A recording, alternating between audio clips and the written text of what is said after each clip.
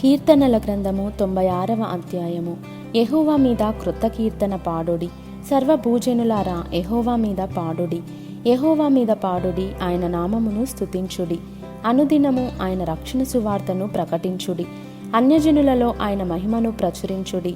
సమస్త జనములలో ఆయన ఆశ్చర్య కార్యములను ప్రచురించుడి. యెహోవా మహాత్మ్యము గలవాడు, ఆయన అధిక స్తోత్రము పొందతగినవాడు. సమస్త దేవతల కంటెను ఆయన పూజనీయుడు. జనముల దేవతలందరూ వట్టి విగ్రహములే. యెహోవా ఆకాశ విశాలమును సృజించినవాడు. ఘనతా ప్రభావములు ఆయన సన్నిధిని ఉన్నవి. బల సౌందర్యములు ఆయన పరిశుద్ధ స్థలములోనున్నవి. జనముల కుటుంబములారా యెహోవాకు చెల్లించుడి. మహిమ బలములు యెహోవాకు చెల్లించుడి. యెహోవా నామమునకు తగిన మహిమ ఆయనకు చెల్లించుడి. నైవేద్యము తీసుకొని ఆయన ఆవరణములలోనికి రండి. పరిశుద్ధాలంకారములు ధరించుకొని యెహోవాకు నమస్కారము చేయుడి. సర్వభూజనులారా ఆయన సన్నిధిని వనకుడి. యెహోవా రాజ్యము చేయుచున్నాడు. లోకము కదలకుండా స్థిరపరచబడి ఉన్నది. న్యాయమును బట్టి ఆయన జనములను పరిపాలన చేయును. ఈ వార్తను అన్యజనులలో ప్రకటించుడి.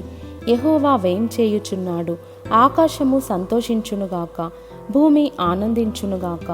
సముద్రమును దాని సంపూర్ణతయు ఘోషించునుగాక.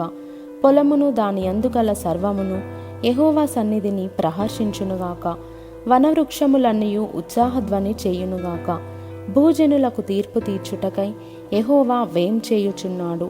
న్యాయమును బట్టి లోకమునకు తన విశ్వాస్యతను బట్టి జనములకు ఆయన తీర్పు తీర్చును.